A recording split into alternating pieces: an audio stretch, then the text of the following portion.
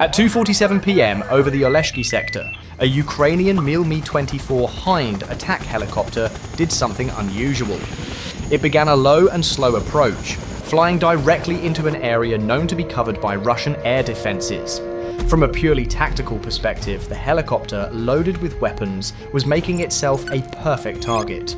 For the Russian soldiers on the ground, the sudden appearance of such a valuable aircraft in a quiet part of the front was a completely unexpected opportunity.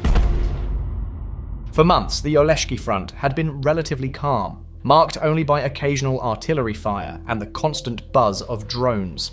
The arrival of a heavily armed Mi-24 gunship suggested a major change was underway. The helicopter was equipped for a ground assault, carrying 4 B-8 V-20A rocket pods, each holding 20 S-880mm unguided rockets. This gave the aircraft a formidable payload of 80 projectiles. The S-8 rocket is designed to saturate a large area, and its high explosive warhead can punch through significant armor. Using such immense firepower in a quiet zone seemed illogical, a puzzling detail that the Russian air defense crew watching the helicopter's approach did not fail to notice. Watching from a ruined building about 3.2 kilometers away, a two-man Russian MANPADS team had been tracking the Mi-24 for the last 4 minutes. They were armed with a 9K-38 Igla, a reliable and deadly man-portable air defense system from the Soviet era. Ready for action, the system weighs nearly 18 kilograms, carries a blast fragmentation warhead packed with high explosives. The weapon's most critical feature is its nitrogen-cooled infrared seeker. This cooling process dramatically reduces background thermal interference, making the seeker far more sensitive and extending its detection range. It allows the system to better distinguish between an aircraft's hot engine and defensive countermeasures like flares. As the Ukrainian helicopter angled into its attack dive, the situation on the ground changed in an instant. In a single, continuous volley, the Mi-24 unleashed all 80 of its S-8 rockets. The projectiles screamed towards the ground at over 600 meters per second, blanketing a wide 500-meter area. But the attack seemed sloppy and without a clear target. Many rockets exploded harmlessly in the Dnipro River, while others threw up columns of mud in empty fields. Only a few hit any buildings. What appeared to be a failed attack was actually a carefully calculated plan with 2 objectives. First, the widespread explosions were meant to suppress any hidden ground threats. More importantly, the chaotic attack was designed to bait the enemy. The sheer wastefulness of the assault was intended to make the Mi-24 seem like an amateur, vulnerable target, tempting any nearby air defense team to take the shot. The Russian MANPADS team did exactly what Ukrainian intelligence had predicted. Following their old Soviet-era doctrine, they were trained to immediately engage any enemy aircraft within the Igla's 5.2-kilometer effective range. The gunner confirmed his target. The Ukrainian helicopter was low, slow, and well within the weapon's engagement limits. The helicopter had deliberately crossed the Dnipro River into Russian-controlled airspace, making itself an irresistible target that the Igla team could not have engaged from the other side. This incredible risk taken by the Ukrainian crew paid off. The chance to shoot down a Hind helicopter overrode all tactical caution, a fatal mistake for the Russian team. At exactly 2:48 p.m., just as the last S-8 rockets hit the ground, the Russian operator fired the Igla. The missile's solid fuel motor ignited, leaving a bright trail of white smoke as it accelerated towards nearly twice the speed of sound. Its cooled infrared seeker had a solid lock on the powerful heat signature coming from the Mi-24's twin turboshaft engines. Inside the Ukrainian cockpit, the launch was not a surprise. It was the expected result. The pilot's SPO-15 Berioza radar warning receiver instantly lit up, signaling the threat. This system provides 360-degree coverage and can categorize radar missile emitters and indicate bearing. Exact bands omitted for brevity, showing their direction with reasonable accuracy. A sharp, pulsing tone confirmed that an infrared-guided missile was in the air.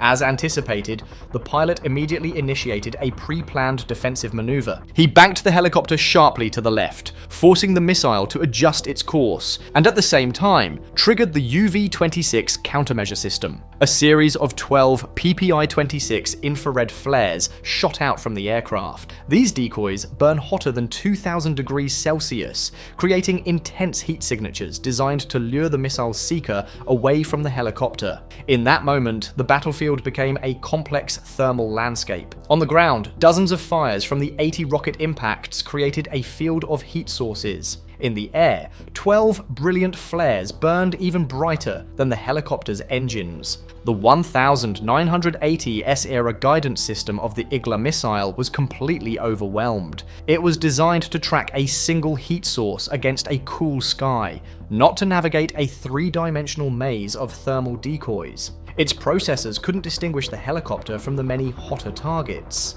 The seeker lost its lock on the Mi-24 and instead targeted the brightest signature it could find, a cluster of burning debris from the rocket strikes about 150 meters away from the helicopter. The missile veered off, flew past the Hind, and exploded harmlessly on the ground. While the helicopter crew had survived, the main goal of their mission was just beginning. The bright, fiery plume from the Igla missile launch acted as a perfect beacon, giving away the exact position of the MANPADS team. Ukrainian signals intelligence units monitoring the area instantly triangulated the launch point. In less than 90 seconds, the missile's heat signature and any radio signals from the team's gear were processed to generate a precise set of coordinates. This ability to shrink the time from detection to firing, from minutes or hours in past wars to mere seconds, marks a revolution in modern warfare. This operation showcased a new Ukrainian doctrine of accepted risk.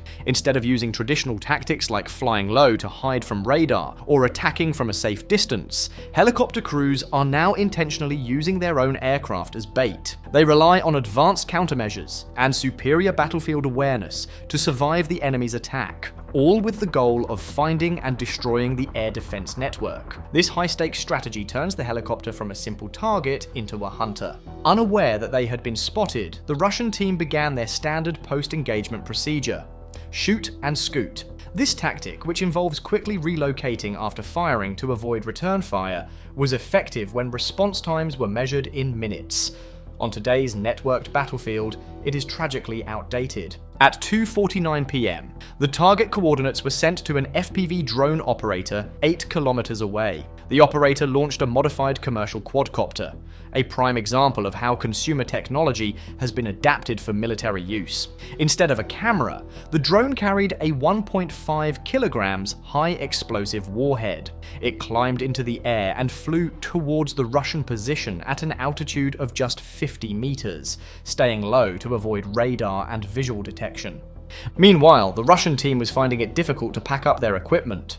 The Igla system, while portable, takes 4 to 6 minutes to disassemble properly. The launch tube has to be separated from the grip stock, the used battery unit handled safely, and all components secured in their cases. This detailed process demanded their full attention, creating a predictable window where they were extremely vulnerable. Their situation was made worse by the terrain. Recent rain had turned the ground near the river into thick mud, slowing their movement and making it a struggle to handle the heavy equipment. The speed of the Ukrainian counterattack was possible thanks to their decentralized command structure. The drone operator received the targeting information directly from the intelligence unit, bypassing the slow traditional chain of command. This agile system allows decision-making cycles to be cut down from half an hour to less than 2 minutes. At 2:54 p.m., just 6 minutes after the Igla was fired, the Ukrainian FPV drone reached the target area. Through the drone's camera, the operator could see the 2 Russian soldiers still struggling to pack their gear next to the building. The drone's design made it almost invisible. Its small plastic body had a minimal radar signature, and its electric motors gave off very little heat. The high-pitched whine of its propellers is only audible from about 100 meters away. By the time someone on the ground hears an FPV drone, it's already too late. At 2:55 p.m., the Russian soldiers finally heard the sound. After years of war, the noise of an approaching drone is unmistakable to any soldier on the front line. But their realization came too late. Weighed down by their equipment and stuck in the mud and debris, they had no chance to escape.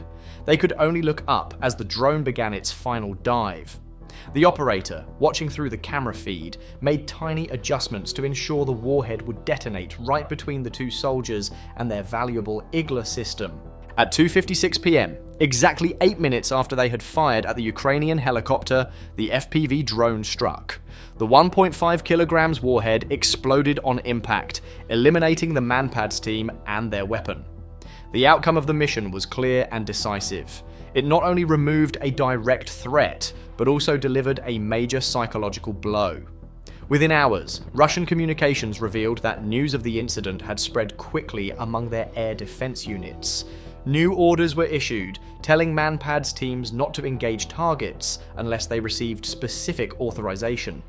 This created hesitation, slowing down the entire air defense network and giving Ukrainian aircraft more freedom to operate.